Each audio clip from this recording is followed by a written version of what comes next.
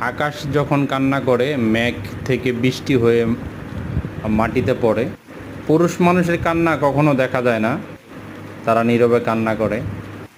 বৃষ্টির কান্না সবাই চোখে দেখি, কিন্তু মানুষের কিছু কান্না আছে, সেই কান্না অনেকে চোখে দেখে না।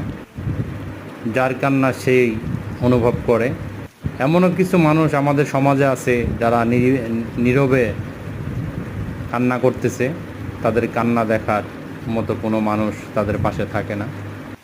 নিঃস্বার্থভাবে এই দুনিয়াতে কোনো মানুষ মানুষের পাশেও থাকে না।